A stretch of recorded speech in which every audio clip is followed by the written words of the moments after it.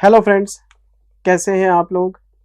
हाँ जी बेटे, अपने इस आज के वीडियो में हम रिवाइज करने जा रहे हैं Ind AS 16 property plant equipment का। और आप सारे बच्चों को पता है कि मैंने आपको इसके ऊपर 9 to 10 लेक्चर्स दिए थे न्यू कोर्स के अंदर। और अगर किसी इंड AS पे 9-10 लेक्चर हैं तो फिर हमने काफ़ी कुछ पढ़ा होगा। इस इंड AS के अंदर ढेरों कॉन्सेप्ट्स हैं जो मुझे आपको रिकॉल कराने हैं। नंबर ऑफ कॉन्सेप्ट इसमें सबसे ज़्यादा हैं। इन्वेस्टमेंट प्रॉपर्टी और इंटेंजिबल्स के कंपैरिजन में इसमें कॉन्सेप्ट बहुत ज्यादा थे। और हालांकि इसमें एक दो कॉन्सेप्ट्स मैंने 40 के भी रेफर किए हुए कि 40 में पढ़ लेना, उसके बावजूद भी इसमें बहुत सारे कॉन्सेप्ट्स थे। तो मैं एक एक करके आपको बेटे सारे रिकॉल करा देता हूँ। ये वही नोट्स हैं जो मैंने आपको आपकी क्लास में लिखवाए थे। तो आप अपनी कॉपी खोलो, इधर से मैं पन्ने पलटता हूँ, उधर से आप पन्ने पलटो, मैं आपको सारा इंड AS रिवाइज करा देता हूँ बेटे। मतलब 9-10 लेक्चर का काम 1-1.5 घंटे में समेटने की पूरी कोशिश करूंगा बेटे। और मैं इसको शुरू करने जा रहा हूं। ये है हमारा part number 1, lecture number 1, video number 1 Ind AS 16 पे। और मैंने आपको एज यूजुअल हर इंड AS की तरह सबसे पहले मीनिंग बताया था PPE का। कोई भी इंड AS मैंने क्लास में शुरू किया सीधा शुरू नहीं किया, पहले उसका मीनिंग बताया। अगर इन्वेस्टमेंट प्रॉपर्टी में खड़े हैं तो पहले उसका मीनिंग बताया, इंटेंजिबल्स में खड़े हैं तो उसका मीनिंग बताया, फाइनेंशियल इंस्ट्रूमेंट में खड़े हैं तो उसका मीनिंग बताया। बिना मीनिंग्स के, बिना डेफिनेशन के मैं आगे बढ़ता ही नहीं। मैं तो जीरो से स्टार्ट करता हूँ, जीरो से लेके 100 तक लेके जाता हूँ।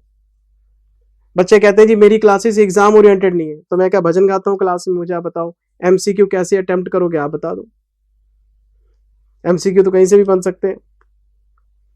तो मैंने सबसे पहले आपको बेटे मीनिंग ऑफ PPE कराया। किसी भी एसेट को अगर आप प्रॉपर्टी प्लांट इक्विपमेंट में लाना चाहते हैं तो 5 कंडीशन बताई थी। कितनी कंडीशन बताई थी? 5, शायद आपको याद हो। पहली कंडीशन, दूसरी कंडीशन, तीसरी कंडीशन, चौथी कंडीशन, पांचवी कंडीशन। पहली कंडीशन क्या थी? It should be a tangible asset. कोई भी एसेट PPE में तब आएगी जब वो टेंजिबल एसेट होगी।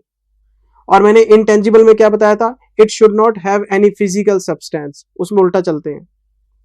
उसमें था can not be touched, can not be seen. इसमें क्या है? Can be touched, can be seen. It should be a tangible asset. अगर आप किसी भी एसेट को PPE में लाना चाहते हैं तो वो टेंजिबल एसेट होनी चाहिए। तो इनटेंजिबल के ऊपर लगता है हमारा 38 और टेंजिबल के ऊपर लगता है 16।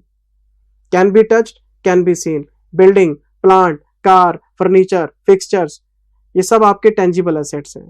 Computers, printers, mobile phones, calculators, fan, AC, सब चीजें आपकी टेंजिबल एसेट्स हैं। दूसरी कंडीशन बेटे, दूसरी कंडीशन, ये आपका प्रोडक्शन, एडमिनिस्ट्रेशन और सेलिंग किसी ना किसी डिपार्टमेंट में यूज होनी चाहिए। मतलब it should be held for use, not for resale. और यूज आप किसी भी डिपार्टमेंट में कर सकते हैं। या फिर it should be held for rental purpose. या तो यूज के लिए होनी चाहिए या रेंटल के लिए होनी चाहिए। यूज करेंगे तो प्रोडक्शन, एडमिनिस्ट्रेशन, सेलिंग कहीं भी कर सकते हो। जब हम रेंटल की बात करते हैं बच्चा कंफ्यूज हो जाता है, सर रेंटल तो 40 में आता है। तो मैंने आपको ब्रेकअप बना के दिया था कि रेंटल के 3 हिस्से हैं। अगर किसी लैंड एंड बिल्डिंग का रेंटल है, अगर कोई लैंड एंड बिल्डिंग आपको किराया कमा के दे रही है तो वो लैंड एंड बिल्डिंग 40 में पड़ी जाएगी।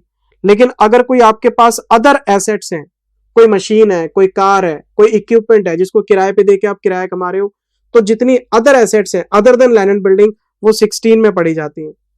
तो किराया तो आप किसी भी एसेट से कमा सकते हो। अगर लैंड एंड बिल्डिंग से किराया कमाना है तो 40 में पढ़ो, इन्वेस्टमेंट प्रॉपर्टी है। लेकिन बाकी के एसेट 16 में है। लेकिन अगर आपको रेंटल्स की अकाउंटिंग करनी है तो 116 ही लगेगा, रेंटल किसी भी एसेट का हो। लीज रेंटल के ऊपर 116 है, जो किराया हम देते हैं या लेते हैं वो 116 में पढ़ा जाता है। अगर प्रॉपर्टी की अकाउंटिंग करनी है तो 40 में जाओ, अदर एसेट्स की अकाउंटिंग करनी है तो 16 में आओ।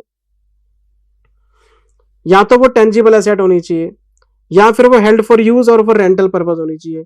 रेंटल में कौन से? बिल्डिंग नहीं आती, वो तो 40 में आती है। अदर एसेट्स की बात की थी हमने। किराया 116 डील करेगा। एसेट्स की अकाउंटिंग यहां करेंगे, रेंटल की अकाउंटिंग 116 में करेंगे, land and building held for rental की अकाउंटिंग 40 में करेंगे। ये आपको एक चार्ट बना के दिखाया था, अभी चेक कराता हूं, सब लिखवाया हुआ है आपको। तीसरी कंडीशन, जिस एसेट को पीपी बना के आप बैलेंस शीट में लाना चाहते हैं उसकी लाइफ 1 साल से ज्यादा होनी चाहिए। अगर किसी एसेट की लाइफ 1 साल से ज्यादा नहीं है तो उसको बैलेंस शीट में रख के क्या करोगे, राइट ऑफ करके परे मारो, चाहे वो कितने भी रुपए की है। मैं रिमेनिंग लाइफ की बात नहीं कर रहा, एक्विजिशन के टाइम की बात कर रहा हूं। जब आप किसी एसेट को खरीद के लाते हो उस टाइम पे अगर उसकी लाइफ 1 साल से ज्यादा नहीं है तो उसको राइट ऑफ कर देना चाहिए, उसको बैलेंस शीट में जगह देने की जरूरत नहीं। कहां डेप्रिसिएशन निकालते फिरोगे महीनों के हिसाब से। चौथी कंडीशन, इकोनॉमिक बेनिफिट्स। जिस एसेट को आप पीपी का नाम देके बैलेंस शीट में जगह देना चाहते हो उसमें कुछ ना कुछ इकोनॉमिक बेनिफिट्स होने चाहिए। इकोनॉमिक बेनिफिट्स का मतलब कैश इनफ्लोज होने चाहिए, उसको यूज करने से आपको बेनिफिट होना चाहिए। और बेनिफिट होता है तभी तो वैल्यू इन यूज निकलती है, वैल्यू इन यूज निकलती है तभी तो रिकवरेबल निकलता है, रिकवरेबल निकलता है तभी तो इंपेयरमेंट टेस्ट होता है। अगर कैश बेनिफिट ही नहीं होते तो इंपेयरमेंट टेस्ट कहां से होता है? इंपेयरमेंट भी तो पीपी का करते हैं, तो इकोनॉमिक बेनिफिट्स के बेसिस के ऊपर ही तो करते हैं। पांचवी कंडीशन, इसकी कॉस्ट का रिलायबल एस्टिमेट होना चाहिए। अगर किसी एसेट की कॉस्ट आपको नहीं पता तो बुक्स में कैसे रिकॉर्ड करोगे? ये 5 कंडीशन पूरी करो और इसको पीपी का नाम देके आप अपनी बुक्स में रिकॉर्ड कर लो।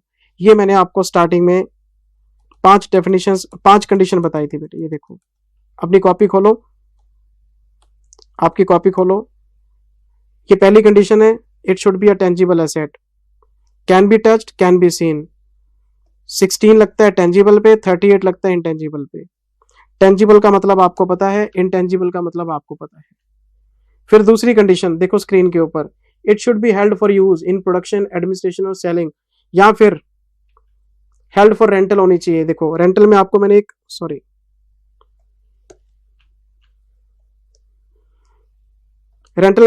ब्रेकअप बना के दिया। अगर किसी बिल्डिंग की बात करोगे 40 में जाओ, अदर एसेट्स की बात करोगे 16 में आओ, लीज रेंटल की बात करोगे 116 में आओ, पूरा ब्रेकअप समझाया। तीसरी कंडीशन चेक करो, इकोनॉमिक लाइफ उसकी 1 साल से ज्यादा होनी चाहिए। इसकी कॉस्ट एंटिटी को पता होनी चाहिए, कॉस्ट का रिलायबल एस्टिमेट होना चाहिए। और पांचवी, इकोनॉमिक बेनिफिट्स होने चाहिए। ये देखो आप, कुछ कैश फ्लोज होने चाहिए। 5 कंडीशन पूरी करो, बैलेंस शीट में पीपी को ले आओ। फिर मैंने कुछ आपको एडिशनल पॉइंट्स बताए थे जो डेफिनेशन बेस्ड है। मैंने पहला कॉन्सेप्ट शुरू किया, अभी मैंने कॉन्सेप्ट चेंज नहीं करा, मेरा पहला कॉन्सेप्ट चल रहा है मीनिंग ऑफ पीपी। उसी कॉन्सेप्ट के अंदर कुछ बातें बताई थी कि आपकी फैक्ट्री के अंदर कुछ फायर एक्सटिंग्विशर लगे हुए हैं, कुछ एयर प्यूरिफायर लगे हुए हैं, मतलब पॉल्यूशन कंट्रोल करने वाले इक्विपमेंट्स, फायर सेफ्टी इक्विपमेंट्स आपकी फैक्ट्री में लगे हुए हैं। तो अगर आप देखो तो ये इनका कोई डायरेक्टली कैश फ्लो नहीं है, ये बाकी एसेट्स को कैश फ्लो जनरेट करने में हेल्प करते हैं। मेरी बात समझ रहे हो? तो इंडिया 16 में air purifier, fire control equipments, इन सब के ऊपर बोला गया है कि भाई ये डायरेक्टली कैश फ्लो नहीं बना रहे लेकिन बाकी एसेट्स को परफॉर्म करने में हेल्प कर रहे हैं, तो इसको गलती से भी राइट ऑफ मत करना। ये पीपीई है और ये पीपीई की डेफिनेशन में आते हैं, ये यूज हो रहे हैं, ये रीसेल नहीं हो रहे, इनकी लाइफ भी 1 साल से ज्यादा होती है, सारी कंडीशन पूरी करते हैं ये। तो इनको बैलेंस शीट में जगह देना और इस पर डेप्रिसिएशन लगाना। फिर आपको एक और इश्यू बताया था मैंने, स्क्रीन देखते चलो, अपनी कॉपी पलटते चलो पन्ने। सेकंड पॉइंट में आपके पास छोटे छोटे एसेट्स हैं, मोल्ड्स हैं, डाइज हैं, छोटे छोटे एसेट्स हैं जिनकी इनसिग्निफिकेंट वैल्यू है। आपके पास ऐसे 15-20 प्रोडक्ट हैं छोटी छोटी वैल्यू के, तो आप अगर सिमिलर एसेट्स की बात कर रहे हो, मोल्ड्स, डाइज, इस तरह से, तो इन सबको इकट्ठा कर लो, इनकी इनसिग्निफिकेंट वैल्यू को इकट्ठा करो, इनको सिंगल मानो, एक मानो, और एक मान के बैलेंस शीट में शो कर दो। तो अगर आपके पास सिमिलर एसेट्स हैं इनसिग्निफिकेंट वैल्यू के, तो उन सबको इकट्ठा करके एक बना के शो किया जा सकता है। लेकिन फिर मैंने आपको एक बात और बताई थी कि अगर आपके पास एक एसेट है, सिमिलर एसेट्स नहीं है, एक एसेट है और वो इनसिग्निफिकेंट वैल्यू का है, तो फिर वो राइट ऑफ करना बेहतर है, क्योंकि उसको इकट्ठा करके आप सिंगल बना नहीं सकते, छोटी मोटी वैल्यू राइट ऑफ करके परे मारो।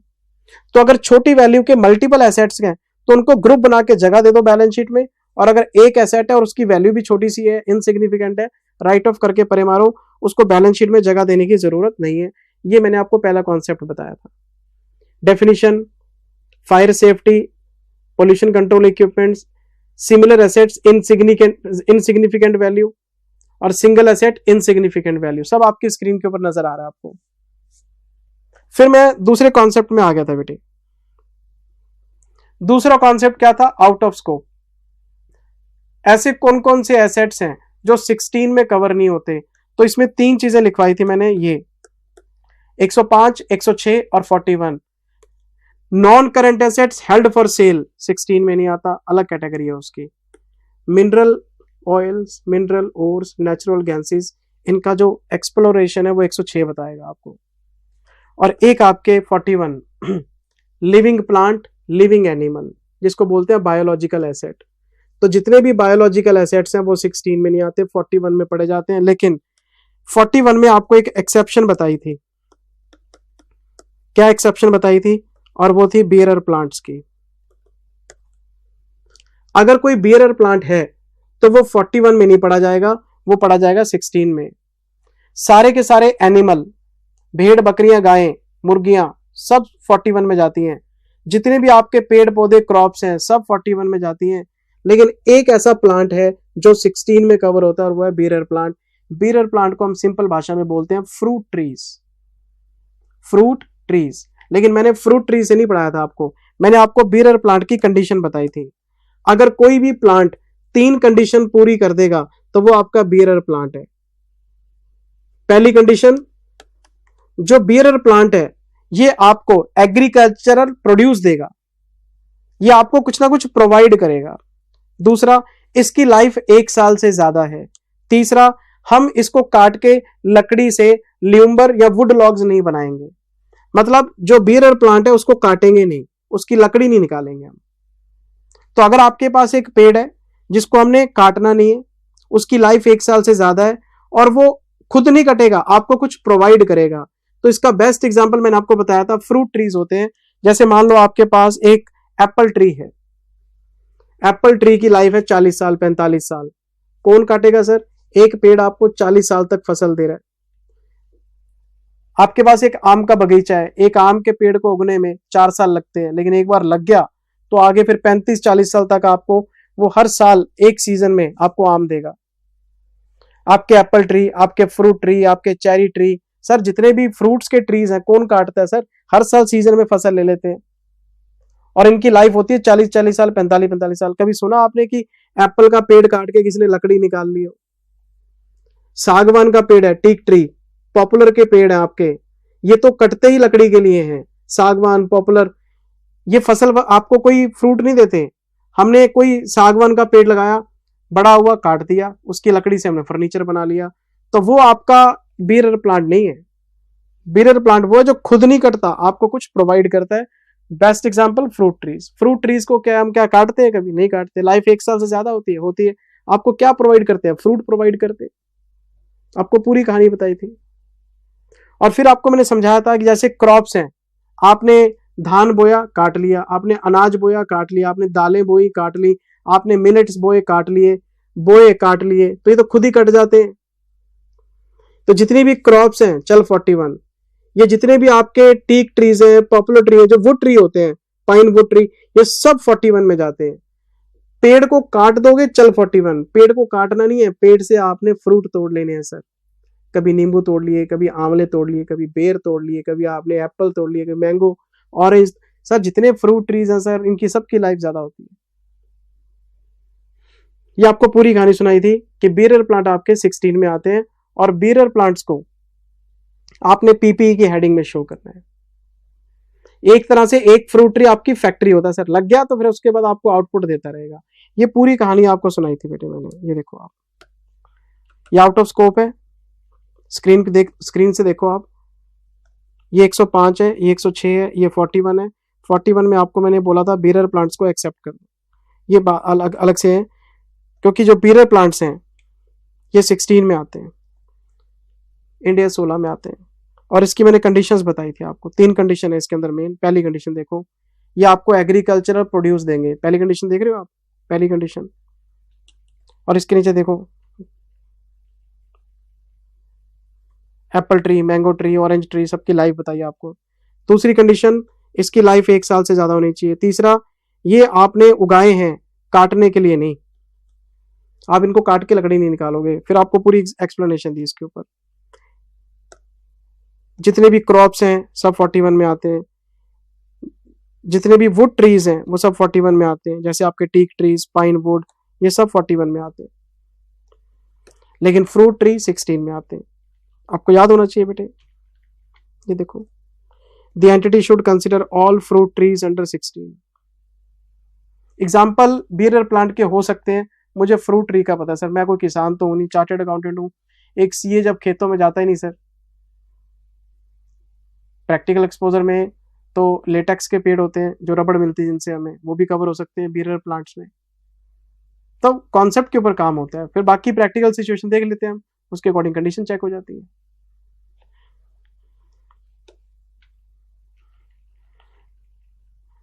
बच्चे ने मेरे से ना व्हाट्सएप के ऊपर पूछा, सर ये ओपीएम की जो खेती होती, भाई साहब ऐसे क्वेश्चन कैसे पूछ सकते हो आप? अफीम की खेती के बारे में बच्चे मुझसे पूछ रहे हैं कि सर इसको आप क्या मानोगे? भाई मेरे को नहीं आता, ये उल्टी सीधी बातें मत किया करो व्हाट्सएप के ऊपर, चरस गांजा और अफीम की बातें करते हैं। बताओ, नहीं सर हम चार्टेड अकाउंटेंट है, क्लाइंट तो कोई भी हो सकता है, आप जानो मेरे को नहीं आता। फिर आते हैं कॉन्सेप्ट नंबर 3 में। कॉन्सेप्ट नंबर 3 क्या था? Initial recognition.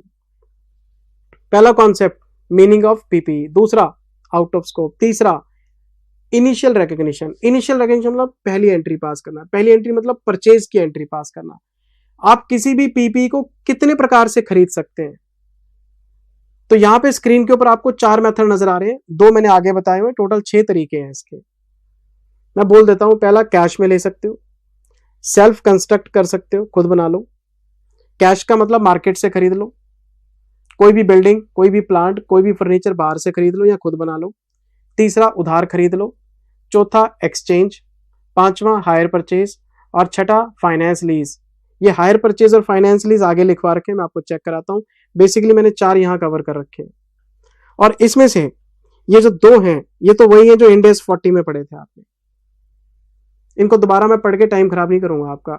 डेफर्ड क्रेडिट में क्या था? आपने उधार में कोई एसेट खरीदा है और पेमेंट फ्यूचर में करनी है, तो उसकी प्रेजेंट वैल्यू रिकॉर्ड कर लो, ब्याज पी&एल में डाल दो, time value of money concept. Exchange वो कमर्शियल सब्सटेंस वाली बात, तो जो 40 में डिस्कस करके आए हैं, 40 क्लास में पढ़ाया भी है, इसका रिविजनरी वीडियो भी दे चुका, आप चेक कर सकते हो, मैं दोबारा डिस्कस नहीं करूंगा, मैंने क्लास में भी नहीं किया, मैंने 40 रेफर कर दिया कि 40 में देखो जाके। जो चीज पढ़ चुके उस पर बच्चे का टाइम दोबारा थोड़ा ना वेस्ट करता हूं। लेकिन इसमें 2 चीजें मैंने आपको नहीं बताई थी, एक तो कैश और एक सेल्फ कंस्ट्रक्शन। जब मैं कैश में आया, परचेज बाय कैश में आया बेटे, तो इसके 3 टुकड़े किए थे हमने। पहला परचेज प्राइस, दूसरा रिलेटेड एक्सपेंस और तीसरा था डीकमीशनिंग कॉस्ट। जब आप किसी भी प्रॉपर्टी प्लांट इक्विपमेंट को कैश में खरीद के लाते हैं तो उसके कॉस्ट के अंदर 3 एलिमेंट होते हैं। सबसे पहले परचेज प्राइस, ये कौन सा प्राइस है? जो आपने वेंडर को दिया है, जिससे आपने फर्नीचर खरीदा है, जिससे आपने कार खरीदी है, जिससे आपने बिल्डिंग खरीदी है, जिससे आपने प्लांट खरीदा है, वेंडर का प्राइस होता है परचेज प्राइस, जो कोटेड प्राइस है। लेकिन एक बात थी, इसको आपने हमेशा लेना है आफ्टर ट्रेड डिस्काउंट। कोई रिबेट हो, कोई ट्रेड डिस्काउंट हो, उसको हटा के आपने इसको लेना है।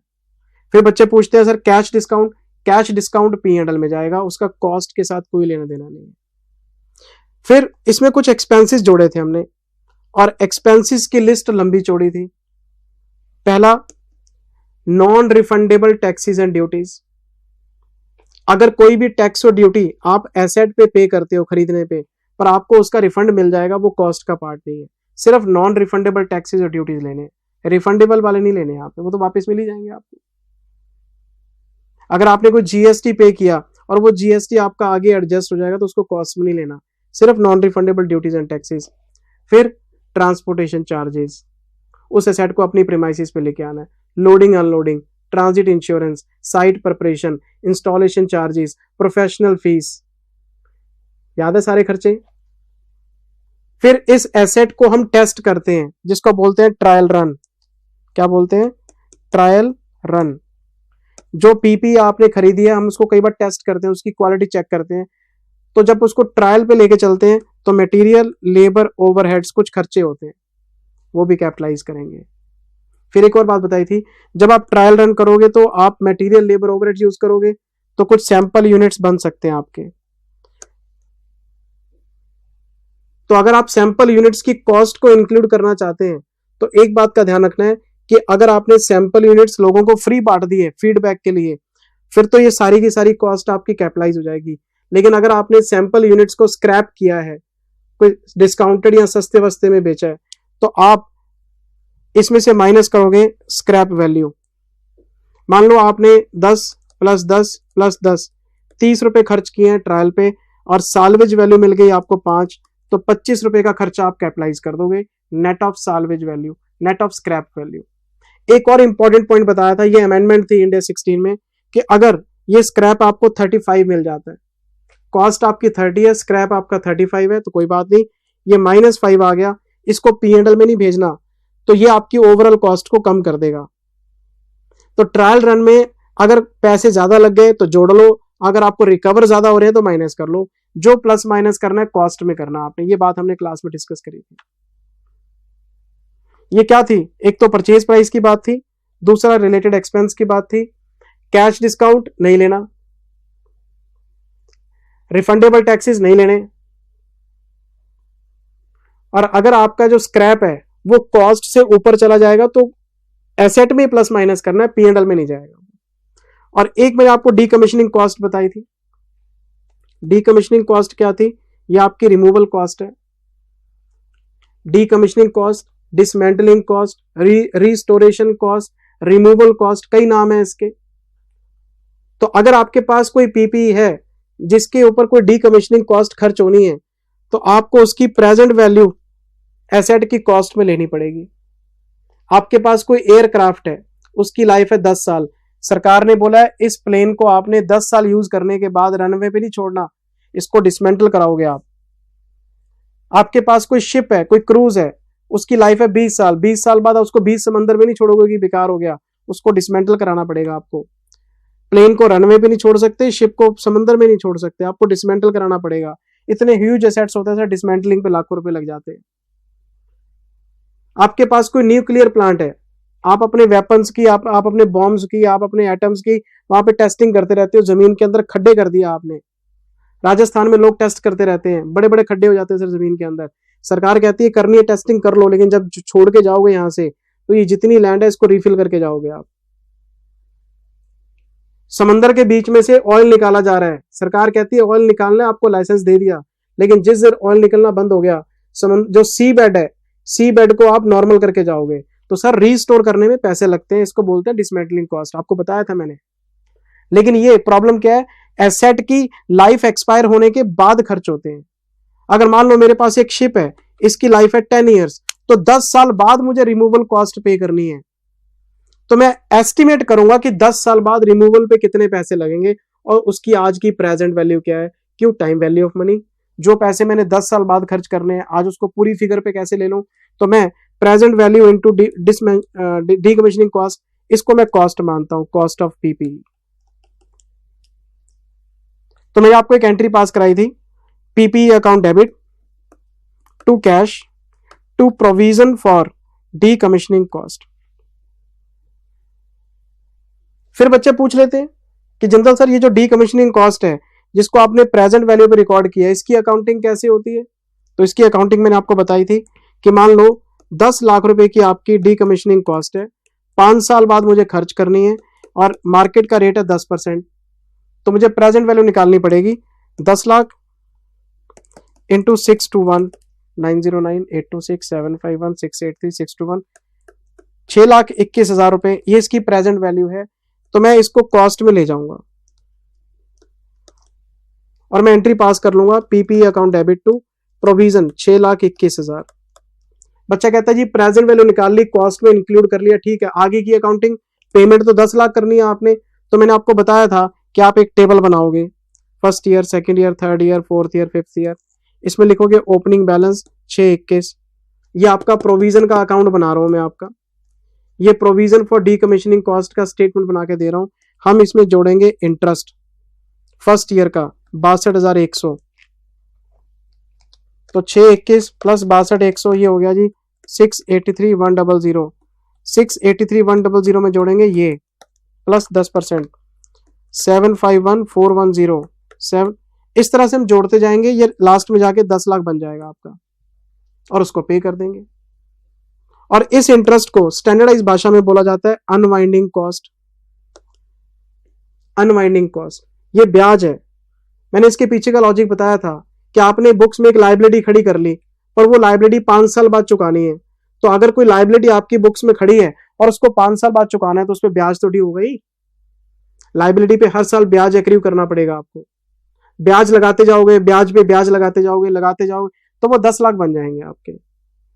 तो मैंने आपको एंट्रीज पास कराई थी। मान लो ये फर्स्ट ईयर है तो पहली एंट्री क्या पास कराई थी आपको, unwinding cost account debit to provision और P&L account debit to unwinding cost.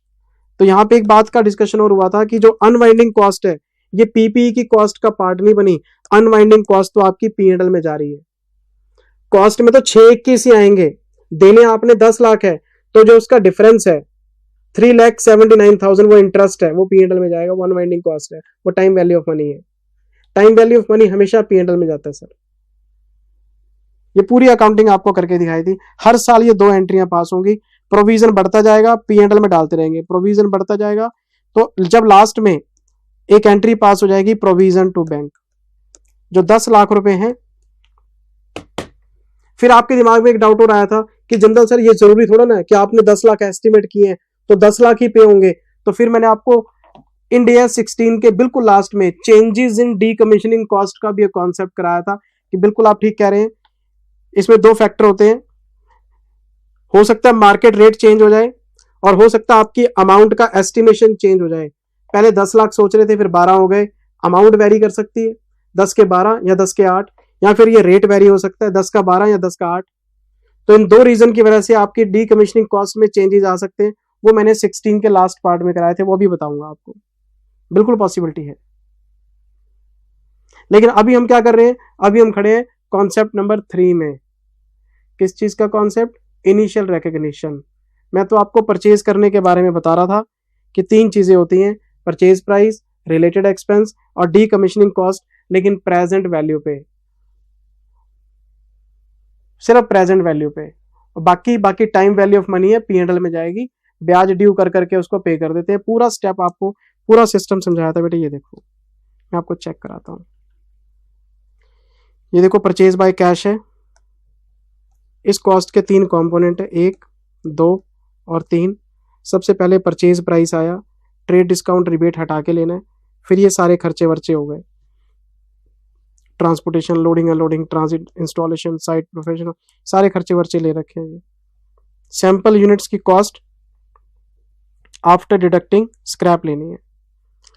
पूरी लिस्ट आपको कॉपी में बना के दे रखी है बेटे। फिर डीकमीशनिंग कॉस्ट आ गई। ये देखो अलग अलग नाम लिखवा रखे हैं, डिसमेंटलिंग, डीकमीशनिंग, रिमूवल कॉस्ट, इसको रिस्टोरेशन कॉस्ट भी बोल देते हैं। बस लेना प्रेजेंट वैल्यू पे, इसको हमने प्रेजेंट वैल्यू पे। एयरक्राफ्ट, क्रूजेज, सब कुछ लिखवाया हुआ बेटी। जो बात मैं क्लास में बोलता हूं वो लिखवाता हूं। आमतौर पे टीचर बोलते ज्यादा है, लिखवाते कम है। मैं लिखवाता ज्यादा इसलिए हूं ताकि आपको रिवीजन में हेल्प मिल जाए कि क्या बोला था सर ने। फिर ग्रांट इसमें से लेस हो रखी है, तो आपको आता ही है, इंडेस 20 सबने पढ़ा हुआ है। एसेट रिडक्शन मेथड और अमोर्टाइजेशन मेथड, दोनों मेथड आपको आते हैं। तो ग्रांट अगर आपको मिलती है तो उससे कॉस्ट कम हो जाती है, तो आपको पता ही है। फिर ये नोट्स लिखवाए, पहला नोट कैश डिस्काउंट पे, दूसरा नोट रिफंडेबल ड्यूटीज और टैक्सेस पे, तीसरा नोट स्क्रैप के ऊपर कि अगर स्क्रैप का पैसा ज्यादा मिल जाता है तो वो P&L में नहीं जाएगा, वो जो एक्सेस है will not be transfer to P&L, it will be deducted while computing cost. अगर पैसे ज्यादा मिल जाते हैं, सारी चीजें आपको लिखवा रखी हैं बेटे देखो। फिर आपको डीकमीशनिंग का एक एग्जांपल करवाया कि जी 10 लाख है, 5 साल की लाइफ है, 10% रेट है, तो ये 621 बन गया, ये कॉस्ट में चला जाएगा। फिर आपको एक टेबल बना के दिखाया, ये देखो ये टेबल पूरा बना हुआ है। टेबल बनाने के बाद ये आपको एंट्रीज पास करा रखी हैं, देखो आप। और जो अनवाइंडिंग कॉस्ट है ये आपका P&L में जाएगी, टाइम वैल्यू ऑफ मनी। एक एक चीज जो मैं अभी बोल रहा हूं वही क्लास में बोली थी, वही कॉपी में लिखी हुई है। ये हमने परचेज का कॉन्सेप्ट पढ़ा था बेटे। फिर मैं लेक्चर नंबर 2 में आ गया था, हमारा एक लेक्चर खत्म हो गया, मैं लेक्चर नंबर 2 में आ गया। जैसे मैं लेक्चर नंबर 2 में आया तो मैंने आपको सबसे पहले ये बताया कि ऐसे कुछ एक्सपेंसेस हैं मेरे बच्चे, ऐसे कुछ एक्सपेंसेस हैं जो इंड AS 16 में स्पष्ट भाषा में लिखे हुए हैं कि कभी भी कॉस्ट का पार्ट बन ही नहीं सकते। जब आप PPE की कॉस्ट निकालेंगे तो ये खर्चे कभी लेने ही नहीं, इस पे स्पष्ट एक्सप्लेनेशन है। आपको मैंने इंटेंजिबल कराया था, उसका रिवीजन कराया था, उसमें भी बोला था, इसमें भी बोल रहा हूं, 5 खर्चे हैं, वही सेम है। एक तो स्टाफ ट्रेनिंग कॉस्ट में नहीं आती, स्टाफ को ट्रेन करने की कॉस्ट PPE की कॉस्ट का पार्ट नहीं है। एडवर्टीजमेंट कॉस्ट PPE की कॉस्ट का पार्ट नहीं है। इनॉग्रेशन सेरेमनी, ऑपरेटिंग लॉसेस और एक आपका जनरल और एडमिनिस्ट्रेशन ओवरहेड, ये 5 खर्चे वही हैं जो हर इंड AS में कवर होते हैं। चाहे 40 उठा लो, चाहे 38 उठा लो और चाहे आप 16 उठा लो, ये खर्चे सारे P&L में जाते हैं, साफ साफ लिखा हुआ है। फिर हम आगे बढ़े, हमें सेल्फ कंस्ट्रक्शन मिला। हमने क्या शुरू किया हुआ है, कॉन्सेप्ट नंबर 3 इनिशियल रिकॉग्निशन का।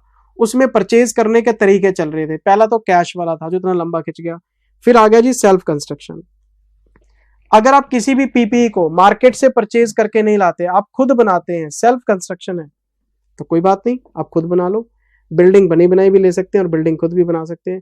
जब हम बिल्डिंग खुद बनाएंगे तो वो सेल्फ कंस्ट्रक्शन कहलाएगी।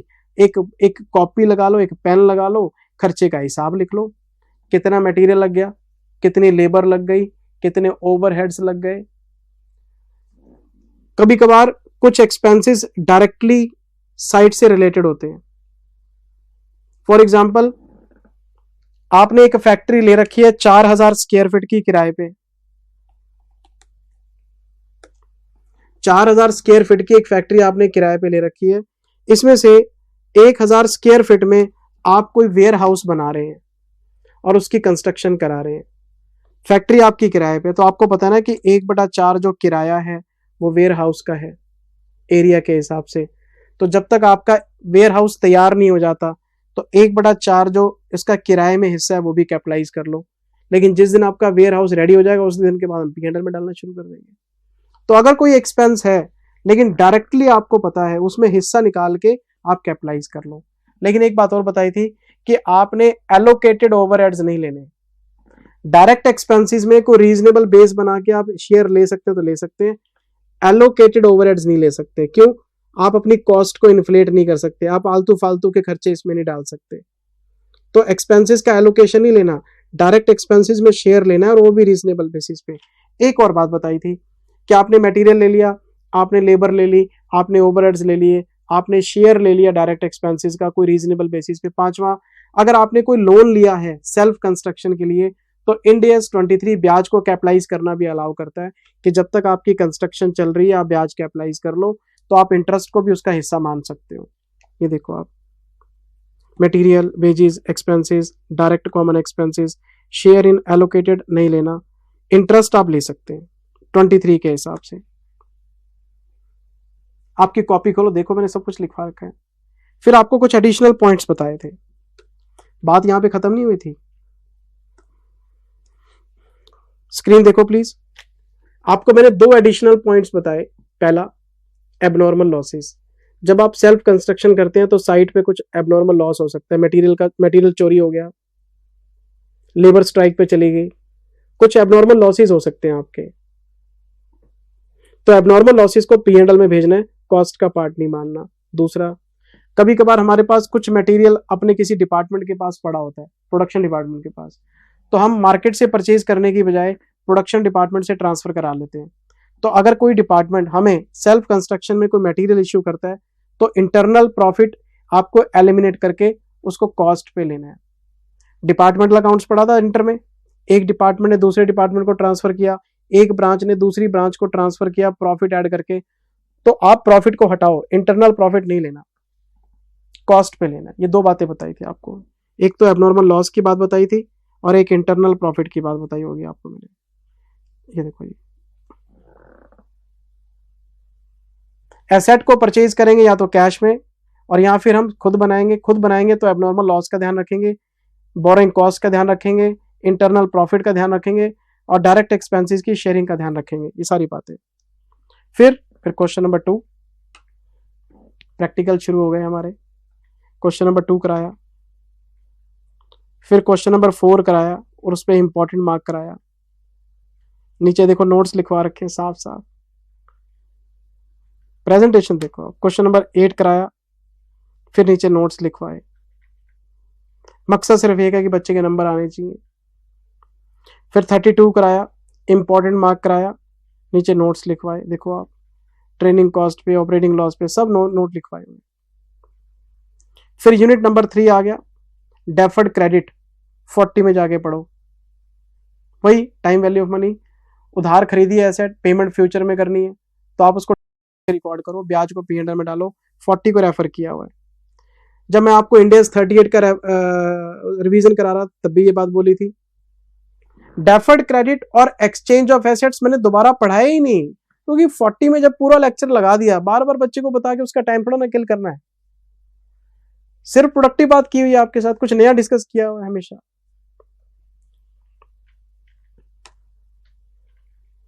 मुझे एक बच्चा कहता है जी, दूसरे टीचर तो 180 घंटे में करा रहे, दूसरे टीचर तो 200 घंटे में करा रहे, आप 400 सवा 400 घंटे लेते हो।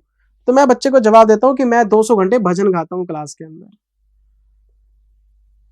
बच्चे की मेरे से 400 सवा 400 घंटे पढ़ के तसल्ली नहीं होती है FR, वो 200 घंटे में क्या पढ़ा देंगे आपको, मेरी समझ से बाहर है। फिर बच्चा कहता है जी आपने ना ज्यादा पढ़ा दिया, आपकी जो क्लास है ना वो एग्जाम ओरिएंटेड नहीं है। एक बच्चा मुझे प्रूव कर दे कि मैंने स्टडी मैट के बाहर जाके कुछ पढ़ाया, मैं पढ़ाना छोड़ दूंगा। स्टडी मैट खोल लो अपना, आपको उसमें फिर भी कुछ पैराग्राफ मैंने एक्सप्लेन नहीं करे, क्योंकि वो स्टूडेंट लेवल पे इररेलेवेंट थे, वो इंडस्ट्री में काम आते। मैं खुद अभी आपको 80% स्टडी मटेरियल दे रहा हूं, फिर 400 सवा 400 घंटे की क्लास हो गई, क्योंकि उसमें 20% जो मटेरियल दे रखा है ICAI के अंदर बेकार दे रखा है, वो इंडस्ट्री के लिए रेलिवेंट है बच्चे के लिए, क्योंकि उस पर क्वेश्चन नहीं है, कोई एग्जाम्पल नहीं है, फालतू की चीजें लिखी हुई हैं। और अगर मैं वो पढ़ाने पे आ गया फिर तो पता नहीं। मैं कह रहा हूं, मैं ओपन चैलेंज है हर टीचर को, हर बच्चे को, बच्चा कह दे कि आपने ये चीज लिखवाई है और ये स्टडी मैट में नहीं है, मैं पढ़ाना छोड़ दूंगा। आप कैसे कह सकते हो कि मेरी क्लासेस एग्जाम ओरिएंटेड नहीं है? मैं क्या यहाँ भजन गाने के लिए बैठा हूँ बेटे? मैं पढ़ाने के लिए आया हूँ, बच्चे को पास कराने के लिए आया हूँ। मेरा मकसद है बच्चे को उसकी मंजिल पर पहुंचाना। 25 साल हो गए पढ़ाते हुए, अजीब अजीब सी बातें बेटे, एक एजेंडा चलाने वाली बातें। टेलीग्राम के ऊपर पता नहीं कितने टीचरों ने फेक अकाउंट बना के मेरे खिलाफ एक मुहिम शुरू कर रखी है। मैं परवाह ही नहीं करता, बच्चा मेरे पास आता है डिटेल में पढ़ने के लिए, मैं किसी के कहने पे अपना जो पैटर्न है वो थोड़ा ना छोड़ दूंगा। कोई पढ़ने आए, कोई पढ़ने ना आए, मेरे को फर्क नहीं पड़ता। मेरा स्टाइल जो है मैं वैसे ही पढ़ाऊंगा, मैं तो डिटेल में पढ़ाता हूं, लेकिन स्टडी मैट से बाहर नहीं जाता। इतना पढ़ने के बाद भी फिर भी RTP में कोई ना कोई क्वेश्चन नया नजर आ जाता है। क्या मैं समझ ही नहीं पाता यार, 180-200 घंटे में बच्चा कैसे पढ़ लेगा? सवाल ही नहीं पैदा होता। FR और DT, ये दो आपके CA फाइनल के बड़े स्तंभ है बेटे, जो आपको जिंदगी में काम आएंगे। डायरेक्ट टैक्स, इनडायरेक्ट टैक्स और एक आपका FR। ऑडिट तब कर पाओगे जब इंड AS आते होंगे, नहीं तो ऑडिट ही नहीं कर पाओगे आप। ऑडिट में करते क्यों आप? इंड AS का कंप्लायंस ही तो चेक करते हो। आपका जो ऑडिट प्रोग्राम आप बनाते हो किस बेसिस पे बनाते हो? वाउचिंग वेरिफिकेशन किस बेसिस पे करते हो आप? अब मेरे पास तो Big 4 के बच्चे हैं, बहुत सारे बच्चे हैं, तो वो तो तारीफ ही करते हैं, क्योंकि उनको चाहिए ये कंटेंट, उनको पढ़ने के लिए चाहिए। डेफर्ड क्रेडिट चलो 40 में, लेकिन क्वेश्चन कराया हो, देखो क्वेश्चन नंबर 16। ऐसा नहीं है कि 40 की रेफरेंस दे दी और कहानी खत्म हो गई। स्टडी मैट देखो ब्रैकेट में लिखा भी हुआ स्टडी मैट, अब तो मैं लिखने लग गया हर चीज। स्टडी मैट का क्वेश्चन है, आपको कराया हुआ है। डेफर्ड क्रेडिट के ऊपर देखो 3 किश्तों में पेमेंट है, डिस्काउंटिंग करके PV निकाली, बाकी ब्याज है। फिर स्टेटमेंट दिखाई आपको पेबल की, क्रेडिटर अकाउंट बना के दिखाया, फिर एंट्रीज पास कराई, फर्स्ट ईयर की, सेकंड ईयर की, कंप्लीट आंसर। फिर एक्सचेंज की बात हो गई, एक्सचेंज में भी 40 का रेफरेंस दिया हुआ है कि वहां पढ़ लो जाके। फिर इसका क्वेश्चन कराया, रेफरेंस दे दी लेकिन क्वेश्चन कराया। तो पक्की बात है मेन वीडियोस में पहले कॉन्सेप्ट रिवाइज कराया होगा, रेफरेंस जरूर दे दी, लिखवाया नहीं, रिवाइज तो कराया होगा, तभी क्वेश्चन पॉसिबल है। क्वेश्चन नंबर 17 कराया आपको, देखो फिर 30 कराया, वेरी गुड क्वेश्चन, ब्रैकेट में लिखा हुआ है। फिर एडिशनल केसेस पे आ गए। ये क्या आ गया, ये हमारा लेक्चर नंबर 3 आ गया भाई साहब, 2 लेक्चर खत्म हो गए। और थर्ड लेक्चर में आते ही एडिशनल केसेस की बात की, और ये एडिशनल केसेस किस पे हैं, कॉन्सेप्ट नंबर 3 पे हैं। पहला कॉन्सेप्ट क्या था, मीनिंग ऑफ पीपी, दूसरा कॉन्सेप्ट आउट ऑफ स्कोप, तीसरा कॉन्सेप्ट इनिशियल रिकॉग्निशन जिसमें परचेज करने की बात चल रही थी। तो परचेज करने के 4 तरीके, cash, self construction, deferred credit, exchange, और 5वां तरीका है hire purchase. Case 1 additional issue hire purchase. तो अब मुझे बताओ, अगर आप किसी भी एसेट को हायर परचेज पे खरीदोगे तो आपको हायर परचेज प्राइस देना पड़ेगा, और आपको अच्छी तरह से पता है कि हायर परचेज प्राइस के दो ब्रेकअप होते हैं, एक कैश प्राइस और एक इंटरेस्ट। इंटरेस्ट आपका P&L में जाएगा, मैं इसको कैपिटलाइज कर लूंगा। अब मुझे बताओ, एसेट की कॉस्ट में आप क्या लिखते हो, HPP? नो, एसेट की कॉस्ट होती है कैश प्राइस पे, ब्याज तो P&L में जाता है सर। हायर परचेज प्राइस को कभी काउंट नहीं करते हम। ब्याज हमेशा टाइम वैल्यू ऑफ मनी, किसी से लोन लेके आप एसेट ले रहे हो, उस पर ब्याज लगा लगा के दे रहे हो, तो P&L में जाओ। ब्याज का कैपिटलाइजेशन सिर्फ इंडिया 23 आपको अलाउ करता है क्वालिफाइंग एसेट में, सब्सटेंशियल पीरियड ऑफ टाइम वाली बात। अच्छा जी, ये देखो ना, आपको चेक कराता हूं क्या लिखा है आपको नोट्स में। It can also be said that the amount of interest which is included in HPP cannot be capitalized in the cost of PP। ये देखो आप, initial recognition PP will be made at cash price, और जब ब्याज है P&L में जाएगा। फिर दूसरा केस आ गया फाइनेंस लीज पे। अगर आप एक लेसी हैं और आपने फाइनेंस लीज पे कॉन्ट्रैक्ट साइन किया है, तो आपको पता है फाइनेंस लीज में लेसी को हम अज्यूम्ड बायर समझते हैं। फाइनेंस लीज में जो हमारा लेसी होता है वो अज्यूम्ड बायर होता है सर, आपको पता है इस बात का। और आपको पता है वो क्या एंट्री पास करता है, वो एंट्री पास करता है ROU debit to lease liability. 116 सबने पढ़ा हुआ है, रिवाइज भी करा रखा है। ROU का मतलब ये PPE में चला जाएगा, ये आपका लेसर अकाउंट है, लेकिन किस पे, लीज लायबिलिटी पे। लीज लायबिलिटी कैसे निकलती है, जितना पैसा आपने फ्यूचर में देना उसको डिस्काउंट कर लो। 116 में आपको लीज लायबिलिटी की प्रेजेंट वैल्यू निकालनी आती है। ये फाइनेंस लीज का केस हो गया। ये देखो आप, PPE account debit to lessor, हम इसको ROU भी डेबिट कर देते हैं, राइट ऑफ यूज डेबिट। जितने कैश आउटफ्लो हैं इसको आप मार्केट रेट पे डिस्काउंट कर लो। ये जो मार्केट रेट आपको पता है IRR होता है, इम्प्लिसिट रेट ऑफ रिटर्न, और जब इम्प्लिसिट रेट ऑफ रिटर्न नहीं पता होता तो इंक्रीमेंटल बोरिंग रेट ले लेते हैं। 116 में सारी चीजें पढ़ाई हुई हैं आपको। तो परचेज करने के 4 नहीं, टोटल 6 तरीके हो गए। अच्छा सर, फिर हम आगे थे केस नंबर 3 पे। अभी भी हम कॉन्सेप्ट नंबर 3 में अटके पड़े हैं। कॉन्सेप्ट नंबर 3 क्या था, इनिशियल रिकॉग्निशन का, उसी में रुके पड़े हैं। 6 तरीके परचेज के हो गए। फिर 7वां पॉइंट है इंसिडेंटल ऑपरेशंस का, मतलब आपने कोई फैक्ट्री बनानी है, उसके लिए कोई लैंड बाय कर ली, फैक्ट्री बनाना शुरू करेंगे 12 महीने के बाद, अभी पैसे नहीं है, लैंड खाली पड़ी है, आपने इसको पार्किंग लॉट बना दिया, लोगों को बोला आप अपनी गाड़ी खड़ी करो और हमें पैसे दे दो। तो लैंड आपने पार्किंग के लिए नहीं खरीदी, लैंड आपने खरीदी है फैक्ट्री के लिए। 1 साल के लिए खाली पड़ी थी, हमने कुछ उसको टेम्परेरी बेसिस पे पार्किंग वार्किंग बना के कुछ कमा लिया, या लोगों को टेंट वेंट लगाने की उसमें परमिशन दे दी। इंसिडेंटल ऑपरेशन का मतलब है अगर आप कोई टेम्परेरी इनकम जनरेट करते हो किसी एसेट से, एसेट पे बेकार पड़ी थी, यूज नहीं हो रही थी, मैंने कुछ कमा लिया, तो वो प्रॉफिट एंड लॉस में जाएगा, वो एसेट की कॉस्ट में से माइनस नहीं हो सकता। ये कहना चाहता हूं आपको।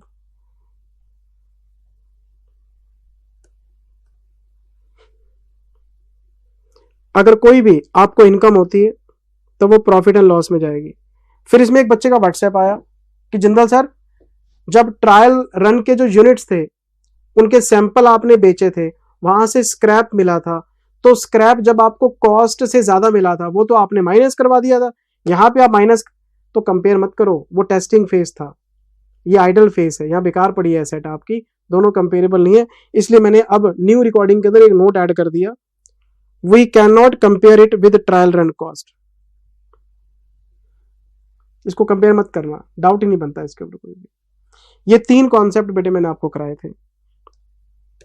फिर हम चलते चलते कॉन्सेप्ट नंबर 4 पे आ गए थे। किस चीज का कॉन्सेप्ट नंबर 4? सब्सीक्वेंट रिकॉग्निशन का।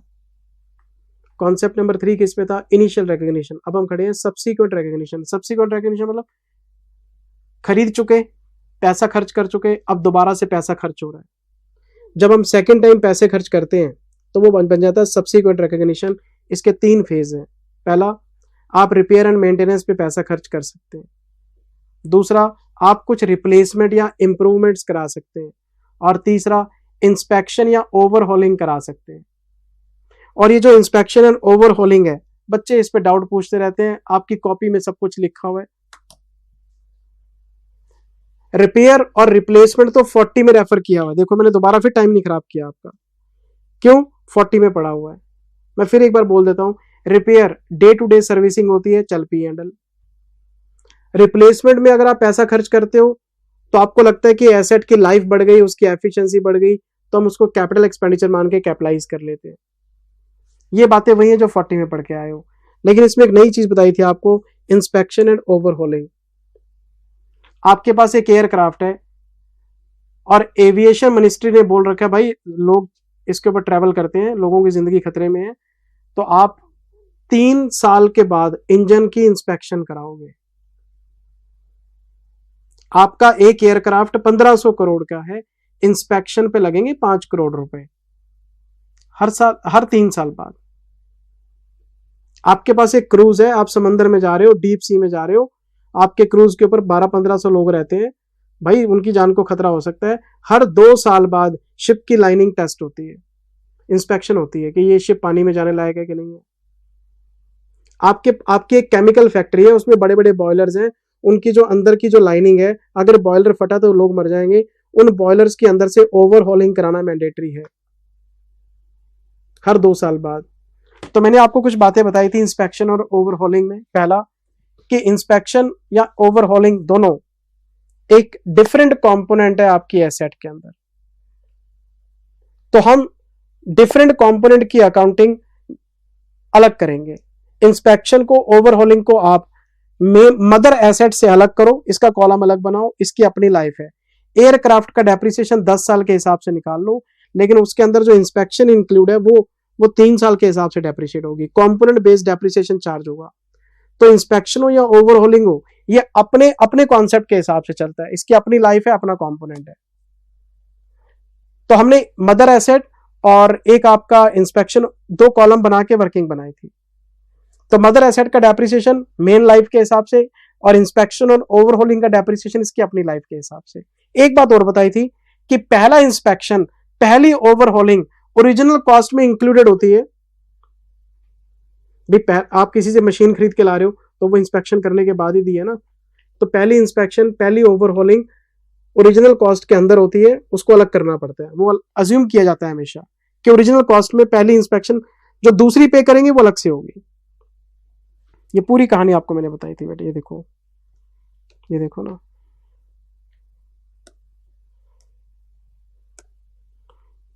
As per the provision inspection and overall expense may be required after a specified period as per regulations for special type of assets in public interest.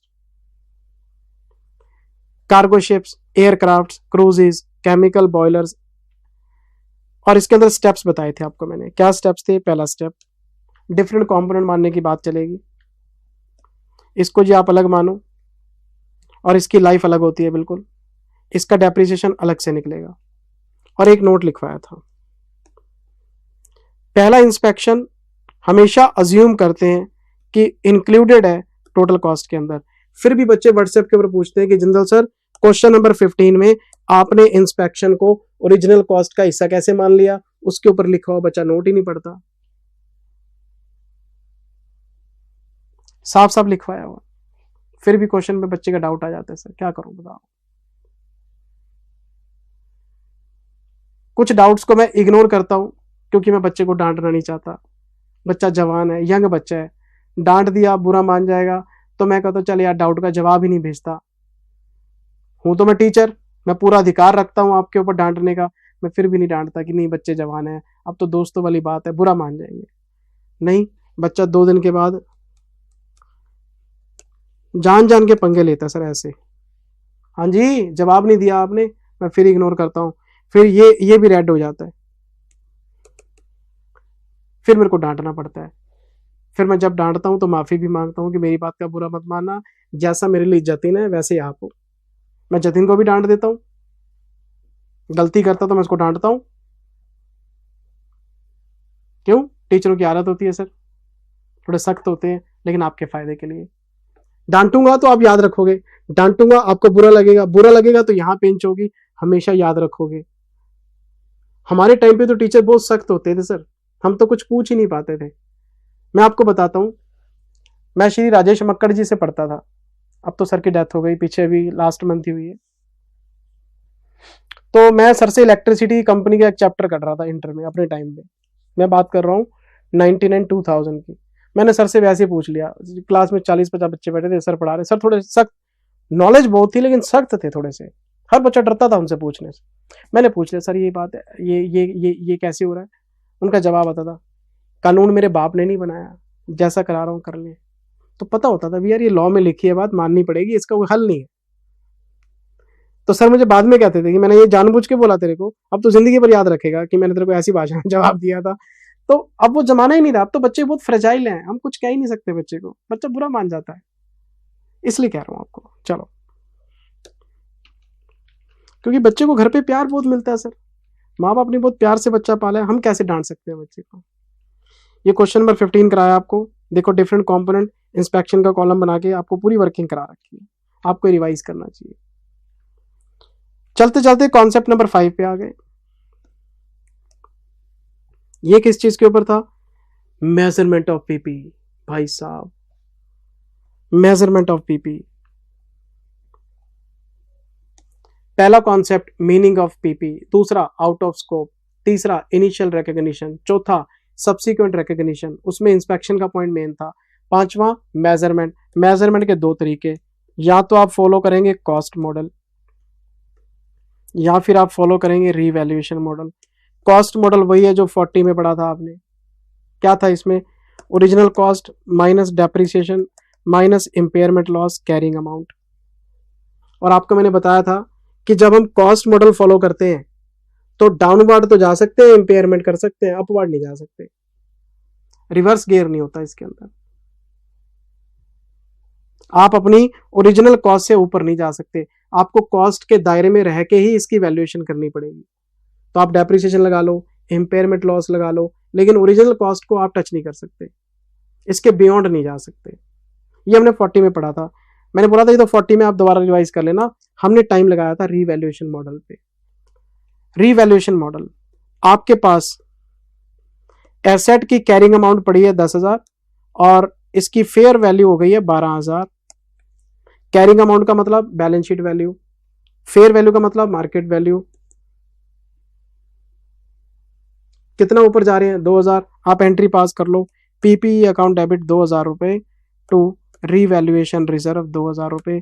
तो ये जो 2,000 रुपए का इंक्रीज आया है, आप इसके लिए एक सेपरेट अकाउंट खोल सकते हैं रीवैल्यूएशन रिजर्व के नाम से। तो एंट्री पास हो जाती है PP account debit to RR, और ये आरआर आपको बैलेंस शीट में अदर इक्विटी में नजर आएगा। अभी तो कहानी शुरू हुई है सर, बहुत सारे पॉइंट्स बताए थे मैंने आपको। पहला पॉइंट तो ये बताया था। दूसरा, 3 से 5 साल। बच्चे पूछ लेते हैं सर रीवैल्यूएशन एंटिटीज कब करती हैं? क्या एंटिटी रीवैल्यूएशन कर सकती है? कर सकती है, अगर रीवैल्यूएशन मॉडल ऑप्ट करती है तो आंसर इज यस। लेकिन इन्वेस्टमेंट प्रॉपर्टी में आपको बताया था एक ही मॉडल अलाउड है, कॉस्ट मॉडल। लेकिन पीपी के लिए 2 ऑप्शन है, कॉस्ट भी ले सकते हो, रीवैल्यूएशन पे किसकी चॉइस है? एंटिटी की चॉइस है, जो करना करो।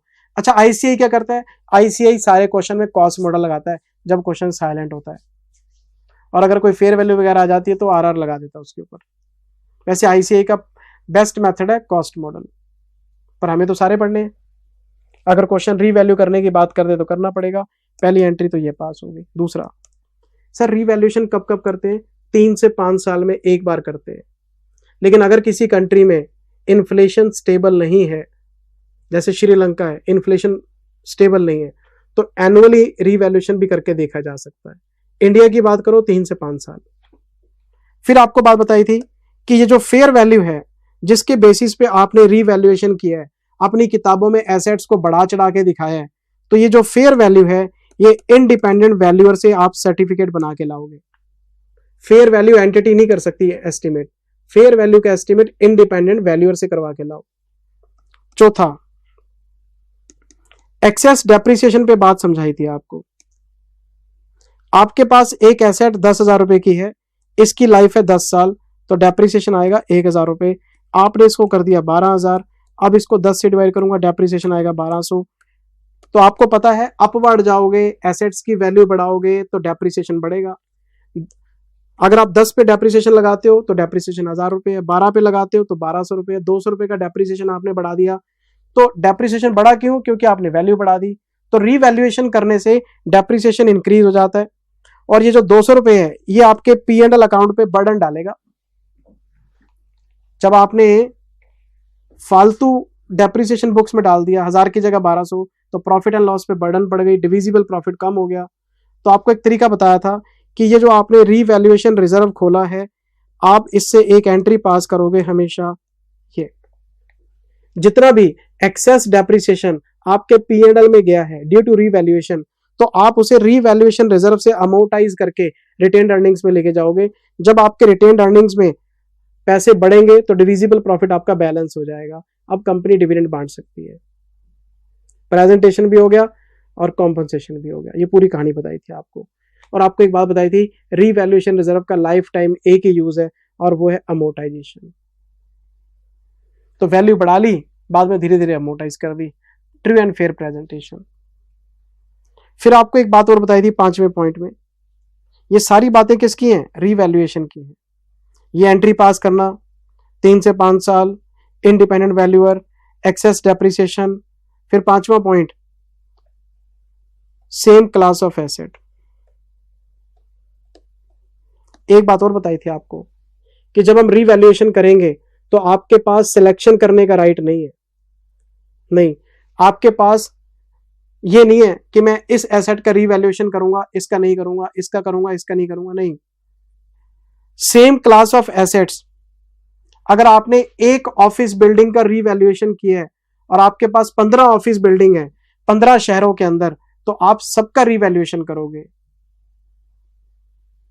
जब आप एक एसेट का रीवैल्यूएशन करते हैं तो उसकी पूरी क्लास का आप रीवैल्यूएशन करोगे।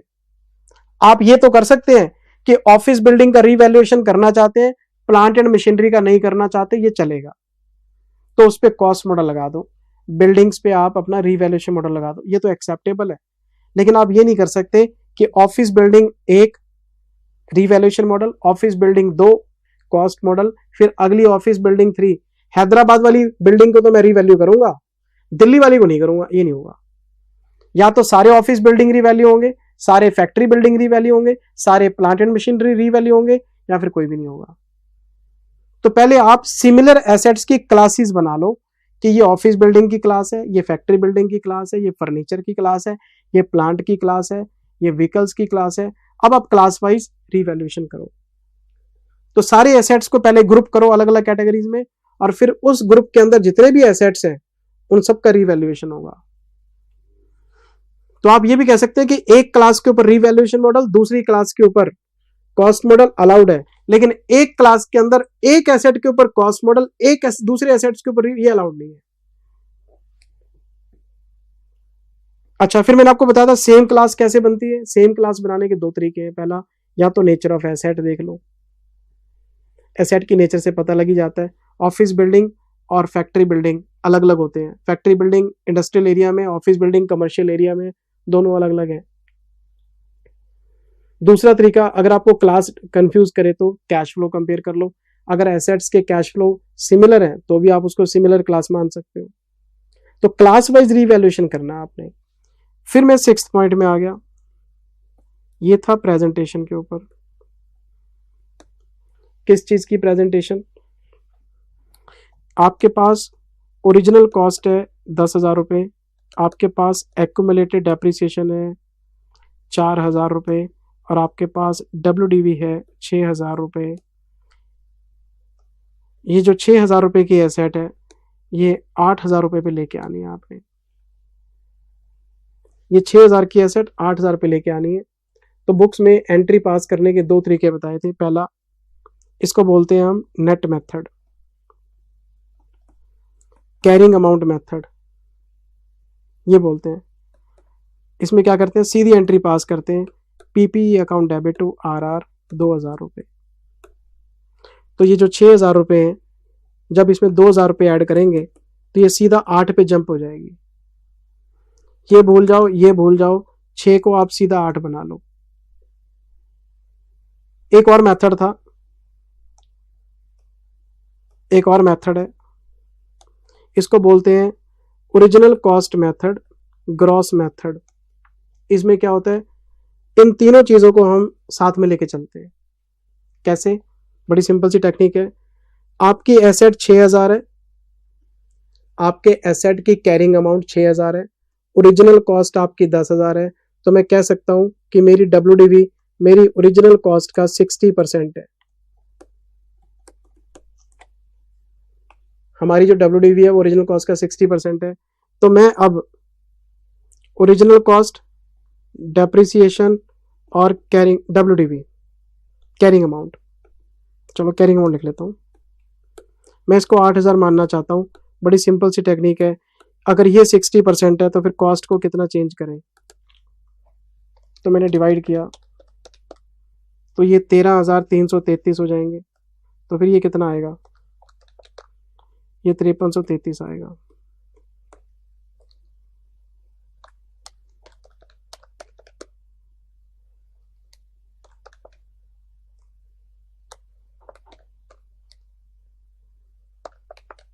ठीक है जी।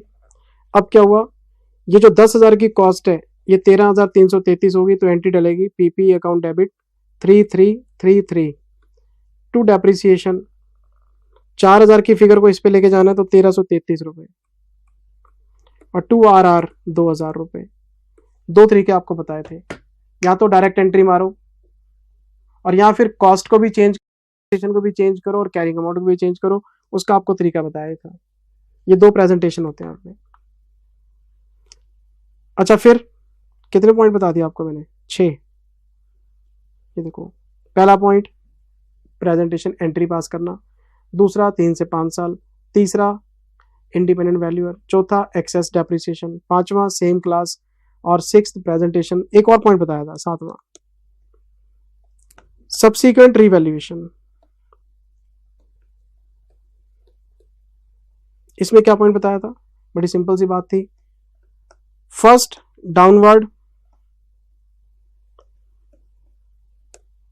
आपको वैसे ही समझ में आ गया होगा।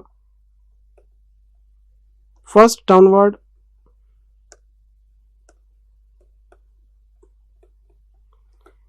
अपवर्ड, लेटरवर्ड्स।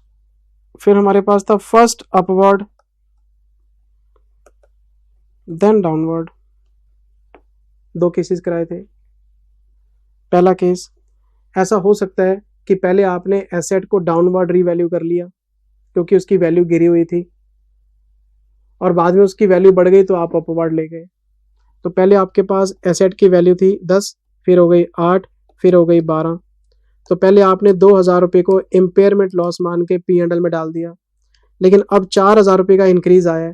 तो आपको मैंने क्लास में बताया था कि ये 4,000 रुपये सीधा रीवैल्यूएशन रिजर्व में नहीं जाएंगे। पहले 2,000 रुपये जो आपका ओरिजिनल इम्पेयरमेंट लॉस है ये P&L में रिवर्स होंगे और बाकी का 2,000 RR में जाएगा। तो अगर आपने पास्ट में कभी इम्पेयरमेंट लॉस राइट ऑफ किया होगा, पहले वो रिवर्स करो फिर RR में जाओ। दूसरा केस, आपके पास 10,000, फिर 12,000 और फिर हो गया 11,000। तो 2,000 रुपये आपने पहले RR में डाल दिए, बाद में 1,000 रुपये का डिक्लाइन आ गया। तो ये डिक्लाइन इम्पेयरमेंट लॉस तो है लेकिन सीधा P&L में नहीं जाएगा। ये जो बैलेंस पड़ा है RR का पहले इसमें सेट ऑफ होगा। अगर पास्ट में कोई रीवैल्यूएशन किया आपने और आपके पास RR पड़ा है तो पहले आपका इम्पेयरमेंट लॉस RR में सेट ऑफ होगा। अगर वो RR से ज्यादा है फिर P&L में जाएगा।